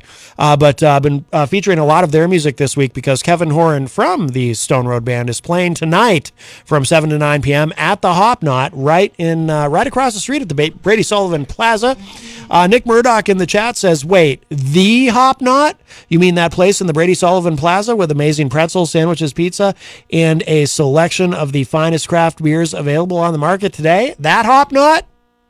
Yes, that's the one. I can even wave to them from here. We're on a slight delay, so they won't see it. But yes, that is the one. Yes. But some live music there at the Hop Knot. Kevin Horan tonight from 7 to 9 p.m. from, of course, the Stone Road Band. We always get positive reaction when we play that song or their music in general. They've got a lot of really great stuff, but that is a personal favorite of mine. I love that song. If you'd like to join us today on the program, 603-250-6007, 603-250-6007. You can also text me at 617-917-4476. Tweet me at Matt Connerton. Tweet me while you still can before it all goes away. You never know. You never know how much longer Twitter will be a thing. You can email me, Matt at mattconnerton.com. And of course, you can interact and opine in the Facebook live chat. But the best thing to do so that we can hear and enjoy your dulcet tones is to give us a call at 603-250-6007. And if you're listening live on Friday, of course, Fridays are a very busy day here at WMNH 95.3 FM. Coming up immediately after this show, we have Granite State of Mind, hosted by the great Rob Azevedo and his co-host Paulie Stone, bringing you some great music. Sometimes they have live musicians come in and play during the show, and they do interviews, and it's a great program. So I suggest you stick around for that. And then coming up tonight from 8 to 11 p.m., it is the return of Retro Spectrum Radio with Paulie C. We were off last week, but this week we are back live. I say we because I have the honor and privilege of being one of Paul's co-hosts on that show, along with our friend DJ Steve. And tonight we are joined by Gonzo, making his inaugural appearance on Retro Spectrum Radio. In fact, this is what Paul posted on social media. It's the return of Retro Spectrum Radio. We'll be hanging our stockings and banging our heads as we present an evening of classic Christmas songs a la rock and heavy metal. The perfect cure for your holiday headache. Local artist Gonzo will be hanging and banging with us as he hosts a special holiday game that only Gonzo can create. So hang your stockings and say your prayers, because Retro Spectrum Radio will be back tonight, 8 p.m. Eastern. Listen worldwide at WMNHradio.org. Or follow along and chat with us live on the Retro Spectrum Radio with Paulie C Facebook page. And again, with that show, Facebook is muted because there is a lot of copyrighted material played during that show, and Facebook gets a little ticky about that. So if you are joining us online, our suggestion is please join us via Facebook. But you can also open another tab on your browser and stream the audio uninterrupted at WMNHradio.org. That way you can listen to the show, but still chat with us on Facebook at the same time. We love seeing an active, busy chat room, just like on this show. We love seeing that on that show as well. And it has been getting more active and busier recently, so we really like that a lot. So join us, won't you? All right. Lots going on. Again, 603-250-6007 is the number if you'd like to join me this afternoon, 603-250-6007. As promised, I did want to talk about Twitter. There's been a bunch of stuff about Twitter. Someone had mentioned earlier they're starting to ban journalists. It's funny. Remember what I was saying the other day? Was it yesterday or the day before? I was saying that something that I figured out because I became interested in politics at a very, very young age, at an unhealthy young age, I think. And I say unhealthy, kind of half kidding, but, I don't know. Sometimes I wonder if maybe I should have, I would have been better off not thinking about this stuff quite so young. But and of course I would analyze politics from a very young age, and I would dream of someday doing a political talk show. No, I'm kidding about that part. That part I am kidding. I was painfully shy when I was a kid. I was such a little introvert. I couldn't have imagined me doing this. If I'd peered into the future, I would have thought that this was some sort of a simulation. I can't believe I'm actually doing this just because I was so shy. And I still am basically a shy person. I'm an introvert, but this is where I'm actually the most comfortable, is in front of a microphone. But I figured out some things pretty young, and one of the things I figured out, and again, I couldn't have been more than 10 or 11 years old when I figured this out, is that I remember having this exact thought. In fact, when I was a wee lad, a young urchin, I thought, when adults talk about freedom of speech, they mean freedom of speech as long as you're saying something that I agree with.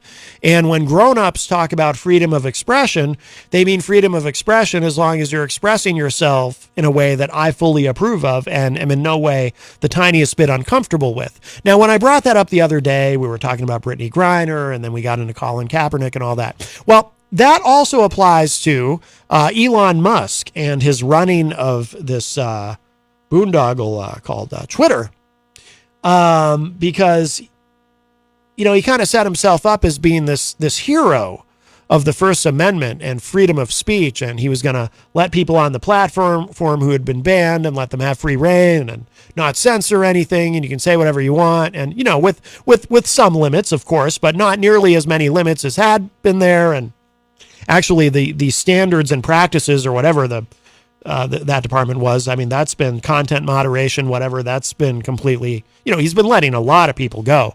The company has certainly shrunk in size. quite a bit. But I don't know that he meant any of it. So there's a few different things that have happened here. One that actually was a couple of days ago. This is from Fortune.com. Twitter declares war on sharing location information about others after banning an account that tracks Elon Musk's private jet. Now, if you didn't hear about this already, you might hear about this now and think, well, yeah, but that's kind of, you're talking about somebody's private jet, right? You shouldn't be able to put that out there. That's like doxing, where you disclose someone's personal and private information in a public forum online. But that's not really what this was, because this is actually public information. So let's look at this quickly. Twitter on Wednesday suspended an account that used publicly available flight data to track Elon Musk's private jet, despite a pledge by the social media platform's new owner to keep it up because of his free speech principles. Then, hours later, Musk brought back the jet tracking account after imposing new conditions on all of Twitter's users. No more sharing of anyone's current location. Tweets from the widely followed @ElonJet account were no longer viewable for much of Wednesday. The account had more than 526,000 followers a day earlier. Quote, he said this is free speech, and he's doing the opposite, unquote, said Jack Sweeney, the 20-year-old college sophomore and programmer who started the flight tracking account, in an interview with the Associated Press. Sweeney said he woke up Wednesday to a flood of messages from people who saw that @ElonJet was suspended and all its tweets had disappeared. Started in 2020 when Sweeney was a teenager, the account automatically posted the Gulfstream jet's flights with a map and an estimate of the amount of jet fuel and carbon emissions it expended. Oh, maybe that's what he doesn't like.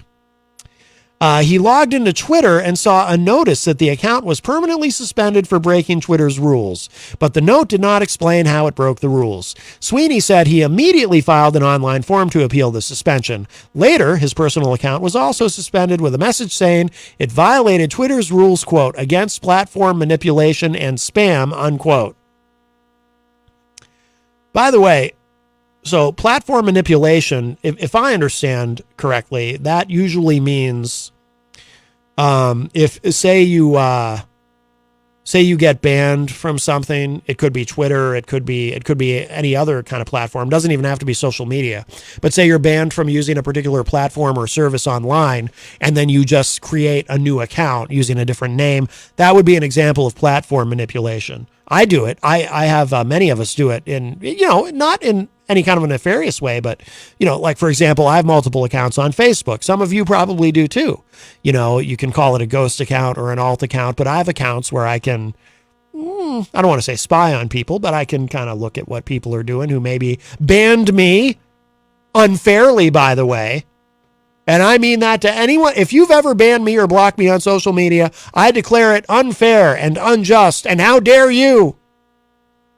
But you made your choice, so I still see your stuff with my alt account. I outsmart the system. No, anybody can make an alt account. It's not a big deal. But that's usually what that means, platform manipulation. Okay. And then hours later, the flight tracking account was back again. Sweeney said his appeal was apparently successful. Musk and Twitter's policy team then sought to explain that Twitter now has new rules. Nick Murdoch says, #justice for Maddie C. Yes! You must unblock me, whoever you are. Musk tweeted, quote, an account doxing real-time location info of anyone will be suspended as it is a physical safety violation. This includes posting links to sites with real-time location info. Posting locations someone traveled to on a slightly delayed basis isn't a safety problem, so is okay, unquote. That seems inconsistent. Doxing generally refers to disclosing publicly someone's identity, address, or other personal details. For Sweeney, it was the latest in a long-time tangle with the billionaire. The University of Central Florida student told Musk last year, sent him a private message said Musk last year sent him a private message offering $5,000 to take the jet tracking account down, citing security concerns. Ooh, I would have taken that. Musk later stopped communicating to Sweeney, who never deleted the account. Their exchange was first reported by tech news outlet Protocol earlier this year. But after buying Twitter for $44 billion in late October, Musk said he would let it stay.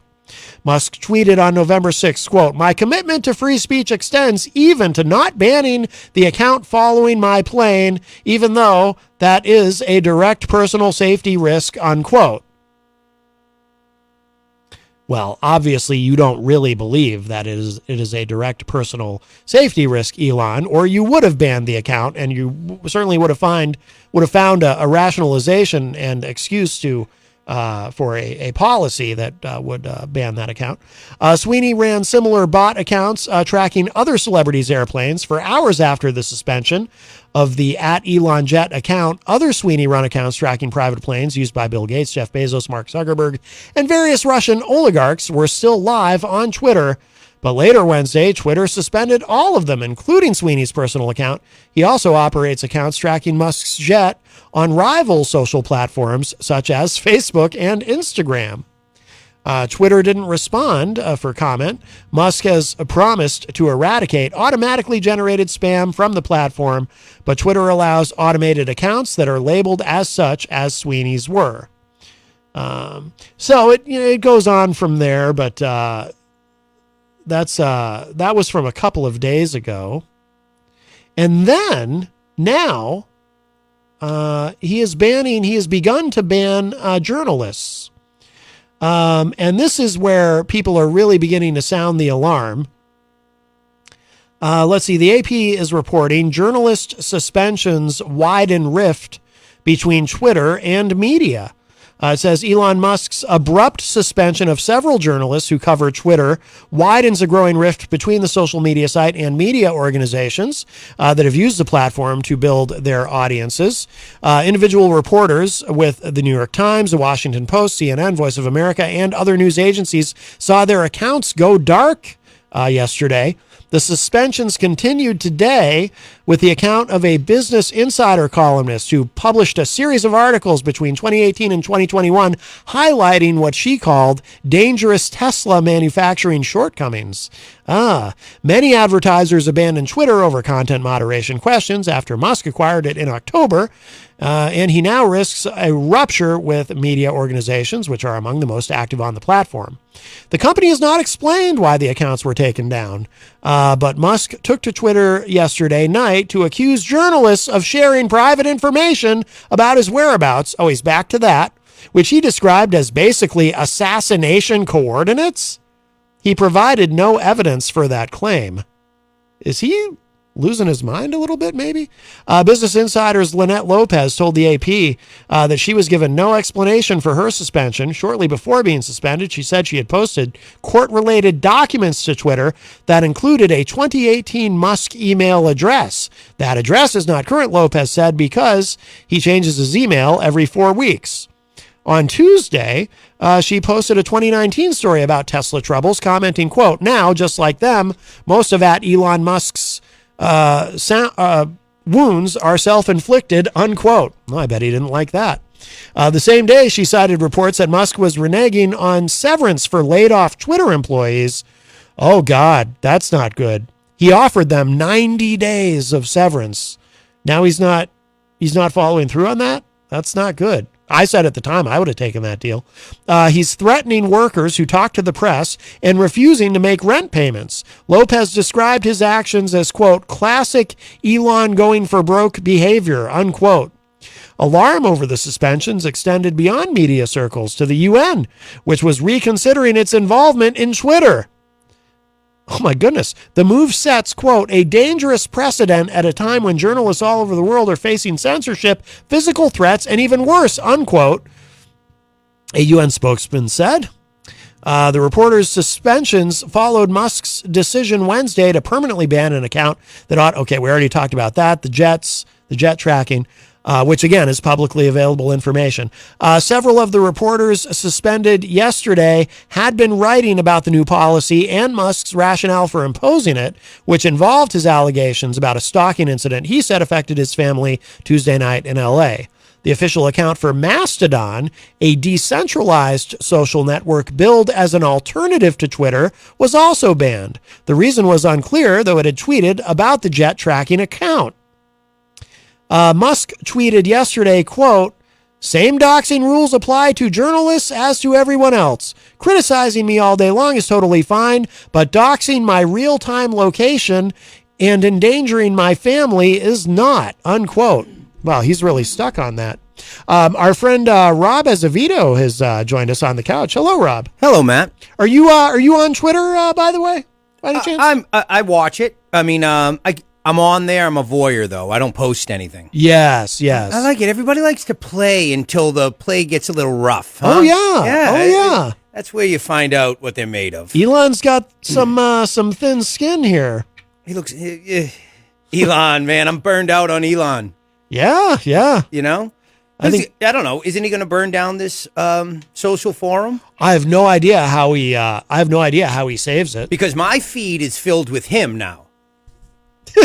What do you mean? I mean, they should just call it Elon. I mean, my Twitter feed is filled with, Elon and who did this, and like Washington Post is posting about Elon. Yeah. And I'm Elon. You're burning me out. Yeah, you're burning me out. I'm not. Honestly, I've been tuning into Twitter less and less because I'm just burned out. You know what I mean? Yeah. Crystal in the chat says Musk supposedly took the jet account down, and journalists who shared it because someone threatened his kid because of what was posted. Wow. Well, I can see why that would bother him, but again, it is publicly available information. If you were so concerned about your kid, though, why would you put yourself in this situation if you've got kids, right? And it's you're only thinking about your kids when you either got your back against the wall or, finally something comes back and blows back in your face. So then you got to realize you have kids. Now you had kids before. Yeah. So, I don't know. Boards. There was one other piece to this, if I can find it. Oh, yeah. So Mediaites reporting that Elon Musk turns on Bari Weiss after she criticizes journo suspensions, blasts her for sucking up to elite media. I guess she had been an ally of his, a former New York Times columnist, and I forget who she works for now. But it says here, Elon Musk took a swipe at Bari Weiss on Twitter after the journalist criticized Musk's recent suspension of numerous accounts belonging to reporters. In a thread today, Weiss accused Musk's Twitter of having the same problem as the regime before him. Weiss previously worked with Musk to help release part of the Twitter files. Oh, see, I didn't realize she was involved in that. I just knew Matt Taibbi was. Exposing internal communications in the company related to banning accounts. Weiss tweeted, quote, "The old regime at Twitter governed by its own whims and biases, and it sure looks like the new regime has the same problem. I oppose it in both cases, and I think those journalists who were reporting on a story of public importance should be reinstated," unquote. Musk has taken issue with accounts posting the real-time location of people. Okay, we know about that. Let's see. Yeah, that's about it from her, I think. But, she's turned on him. I didn't know that she was involved in that, which turned out to be a big nothing, really, the Twitter files. You like Taibbi? I like him in that sometimes I'm a little, that's complicated. Mm-hmm. I used to read him all the time in Rolling Stone, and but in recent years, I saw an appearance of his on Joe Rogan, on the Joe Rogan podcast, and he seemed to be saying some weird stuff. I don't know. What do you think of him? Well, I obviously I liked him when he was on Rolling Stone. I got a chance to see him speak out in Kentucky at a Gonzo Fest one time a couple years ago. Yeah. Like his stuff. Fantastic writer. I think people maybe like you, I don't know exactly your reason where you're like, but he was really obviously against Trump and all of that. Yeah. But then he plays fair.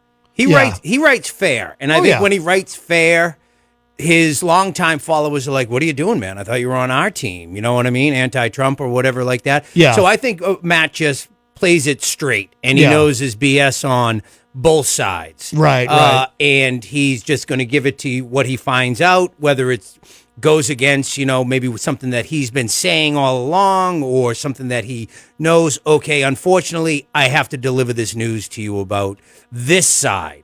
Right. So that's what I do like him. I think he's one of the best writers in the country. Yeah, yeah. We have a question for you, actually. Mike from Queen City Cabinetry. Mikey in the Facebook chat is asking, "Are you going to be on Facebook tonight with your show?" No, I'm not. Oh. No, I Okay. am not. I am anti-Facebook Live. I'm going to tell you. Pauly Stone's not with me tonight. Pauly Stone is... That was a very short experiment then. Well, Stone isn't here tonight. He's got something going on. So I'm not a fan of it. And Pauly's all into it, and I love that about him. Yeah. He's but I've been doing this show a long time. And I have my way of doing things. Yeah. And we've had a couple of things thrown in over the last couple weeks. Yes. I don't like that. I don't necessarily find it to be, I don't know, maybe it is pretty good, but it's not my thing. So no, we will not be live tonight. But Mikey P, thank you for those heirlooms. They're working out really, really good. Oh. Yes. Mike accidentally was at a party at my house, accidentally broke a few heirlooms. Yes. But one heirloom, and he came by a couple weeks ago my house with like a potpourri of gifts, and he went really out of his way. But so thank you, Mike, and they work terrific. We do have the actual audio, of course, of what happened at your place. Yeah. A little bit more than that. Really terrible. Yeah. But no, that's good that he was able to do that. But no, unfortunately, because I have to get on the computer, I have to do it myself, and I'm a caveman. Everybody, I'm a caveman. I don't know how to do all that stuff. I've got a great young lady named Savoir Faire. She's driving up from Boston, kind of jazzy-ish, and she's going to be great. So I'll get as much as I can on my phone, but no, not likely to be live. Wow. Unless I can figure out how to sign into my Facebook onto the computer. I don't know. Oh, that's right, because you didn't have your Well, I knew my password, right? But I was overwhelmed. And when I get overwhelmed, forget about it. It's all over. Yeah, I hear you. You know? I hear you. So, no, not when Pauly will be back in a couple weeks, and we'll get on the stick. Oh, okay. Oh, so he's going. So it'll be on his Facebook It'll be when he's back. Yes. Gotcha. I got to catch up with the times, but I really don't want to. Well, you can always stream the audio of the show at WMNHradio.org. Yes. 95.3. That's right. And did I hear, is Retro Spectrum back tonight? Yes, we are back tonight. Good. And Gonzo's going to be joining us. It'll be his first appearance on the program. He's a good man. Absolutely. Absolutely. Scott Robinson said in the chat, my feed is filled with soft porn, and I don't know why. I don't use Twitter. Mine is too. Oh, good. All right. Well, I know why. Did you, by the way, purchase a $99 Trump EFT? Was that just the greatest? Was that just the greatest, man? I mean, is there anybody as divorced from reality than that nitwit? I mean, I don't know. They sold out in a day. Who? Says who they sold out. Well, that's a good point. Right. Who said they sold out? Yeah, he sold 45,000 trinkets of junk. Right. There's a guy. Well, I watch Lawrence O'Donnell at 11 o'clock or 10 o'clock on MSNBC, and he had a great thing. He's like, that man hates himself so much. He can't handle the fact that he's a 76-year-old overweight man that the only picture that will make him happy is for him to look like a action figure or a Marvel comic. Right. The man is losing it. He might as well be Hearst. I mean, he is losing it, man. Losing it. And now it's just exposed. I mean, trading cards, man. Trading cards. Well, it's an EFT. It's cool. It's like it's the hip new thing. Yeah. Really? Trading cards have okay. It's like a JPEG. You buy a JPEG of his image with the lasers. Right. Yeah, people pay a lot of money. You know what's funny is people used to pay a lot for snake oil too, thinking that was going to sell. There's your snake oil salesman at his finest. Well, you know what my first thought is I thought he's monetizing his campaign in a way that he intended to. What campaign? He did announce his candidacy. Talk about people being in the basement during their campaign, huh? Yeah. Well, so now, he's got some documents to keep guard of in his basement at Mar-a-Lago. Maddie, I'm telling you, I feel like if you speak of Trump outside, like politically wise, he's dead. It's over. You think so? It's over. It is over. There's growing the only thing that interests me about Trump is how many times he's going to stand in front of a federal judge, how many times he will literally get arrested, because he's going to stand in front of a federal judge as a 76, 77, whether he's 78 at that point, I don't know. But that is almost a given thing. Talking about him politically as a candidate is never happening, dude. It is over, Donnie boy. See, I've been skeptical of that, but now I'm starting to shift myself as I see there was a poll I was actually talking about it early in the week that showed Ron DeSantis, who hasn't even announced anything, over Trump by 23%. I'm not against DeSantis. Yeah, I don't. There's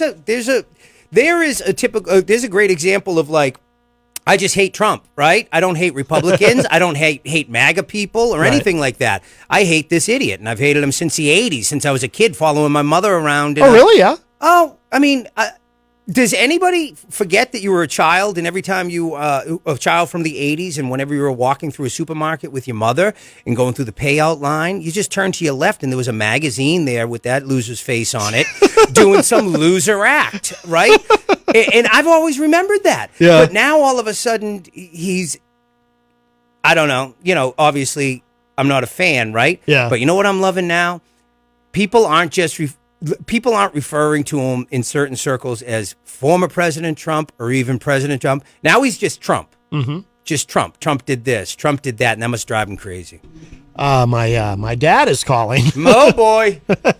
Hey, Dad. We're almost out of time, so we got to go quick. But what's up? I'm nervous. Okay, I'll try to be quick. I was going to do 3 quick things. Is Rob there with you already? Rob, he left. Oh, I'm sorry. No, he's right. Anyway, he's kidding. We had some good radio on Veterans Day. I'll tell you that. Dad, Rob is here. He was kidding. Oh my God, Rob! Hey, great post, Rob. I want to say that. Listen, for both of you, I have one more Christmas song that just is one of my favorites. It's called "Christmas in Killarney." Do you know that one? By the Ruffians. I'll stop with that. But I recommend that. Then, Matt, there is a Christmas song I used to sing to you, a secular Christmas song. And I memorized I could still sing it, so I'm going to sing it right now. No, I'm just kidding. But it's Jingle Bells. Here's a trivia question for you. You don't have to answer it right now, but sure. For the audience. What famous actor co-wrote that song? An actor whom I have met. Now, the second one is this, Maddie. Remember, as time goes by, you must remember that. I remember, yes. So, every night, with the younger kids, too. So here's the thing. The question is, Rob, here we go. What famous movie is that famous song, one of my favorites, from? Well, you don't have to answer it right now, but think about it. Give me the years, now, the third like thing, 70s, 80s. Go ahead. Do you know the answer? I don't. Was it the 70s, the 80s? I'm just trying to... Oh, I'm sorry, Rob. I didn't hear you there. This movie is one of my favorites. It's a 1942 famous award-winning movie. It's on the tip of my tongue. I don't know. Is it Casablanca? Humphrey Bogart is the main actor. It's a great cast. Ingrid Bergman is in that. Casablanca. Casablanca is it? You guys, worked. That was good, guys. You worked as a team, I think. Nick Murdoch in the chat room got it. Oh, Nick! And, good job, Nick. Stephen Philbrook. So the actor was, I'll give you a big hint, was a cowboy. Now I want to get just one final thing, Matt and Rob, quickly on the news. I picked up yesterday that there is a senior CIA former worker You know, I'm not a big fan of the big state. I get that right out front. And a scholar who would not, did not want to be disclosed, but Biden, rather than dancing with a drag queen in the White House, distracting us. I wish you'd get on top of these things. But I disagree with Trump and Pompeo on this too, Matt. In 1992, there was a bipartisan vote, and you guys are aware of this, I'm sure, in the Senate and then in Congress. 25 more years, guys, and then get every document that the CIA has out to the American public and the world. Mm-hmm. Doesn't that make sense? That's a law. Yeah. Normally. And yet Trump and Pompeo, this is where I disagree with Trump. You know, I'm a big... yeah. I know where you're going, though. JFK? You know where I'm going? Yeah. So here's the deal. This guy from the CIA said the CIA was involved. Now, he couldn't, elaborate on that because of fear, of course. Yeah. But there are 4,000 plus documents that Biden just said, no way, we're not going to release them. Yeah. Even though he agreed himself, he's on tape somewhere saying this, in 92, to release them in 25 years to the public. Yeah. So we could see what's happening. Yeah. Guys, that's a big story. Is you know that what the I mean? CIA about the assassination? Yeah. Yes. Oh, I believe there was more than one. I don't think it was just Lee Harvey, right? Does anybody? I agree with you. He might have been the only shooter, guys, at that moment. Yeah. But he was set up. He was set up through the CIA. I'm absolutely convinced of that. They could come knocking on my door. I'm ready to fight. I'm telling you, this is horrible. And I'm critical of Biden. We disagree on that one. I think he's a nitwit, and he's just driving the economy into the ground. My 401k is now a 201k, guys, after all these years. Mine's been coming up. That's not my point. My point is that Trump did the same thing. Yeah. He said he was going to release it, and then subsequently with Pompeo, and I know that Fox News is controversial, but they tried to get Pompeo on yesterday to explain what the heck is going on here, and he refused to go. Yeah, I'm not surprised. He's not talking, guys. Yeah. Oh man. No, I know it is frustrating. Dad, we got to wrap up because we got to do the changeover for Rob's show coming up next. Yeah, Rob. Congratulations, Rob, on all the musical presentations. They're great. Oh, Rob. thanks, Mr. Cornerton. You're a good I'll man. let you guys go. Great shows, guys. But follow that story with the CIA. Yeah. We got to fight back, guys. We got to fight back. Yeah. All right, love you guys. All right. Take care. Be well. Bye-bye. All right, love you, Drive Dad. Thank safely. you. All right. Bye-bye. Love you too. Bye-bye now. Take care. Bye-bye. All right, very good. Call from my dad to close out the week. All right, well, Rob is up next. And who do you have again? We have Rob? Savoir Faire, solo artist, female, and she's driving up from Boston right now. We had a kid coming on named Dakota Smart. He's from Wolfboro, but he wasn't comfortable with the roads, so I totally understand that. And I know we have members next week. We'll be live again next week, and then obviously, we're off for a couple weeks. What's the deal here at the station? We're off for a week, Christmas to New Year's, and that's it. Just that 1 week we're out. Okay, yeah. So we'll be live tonight, 6 to 7. Hang out, man. Very good, very good. That is coming up next here. And then, of course, don't forget tonight from 8 to 11 p.m., Retro Spectrum Radio with Paulie C. And I'll be back for that. Gonzo will be with us. Looking forward to that. And if you missed any part of today's show, it will be up in just a little bit at WMNHradio.org and at my website, mattconnerton.com. All right, I'm going to get out of here. I will talk to y'all this evening. And Rob Azevedo with Granite State of Mind is up next. Don't go away.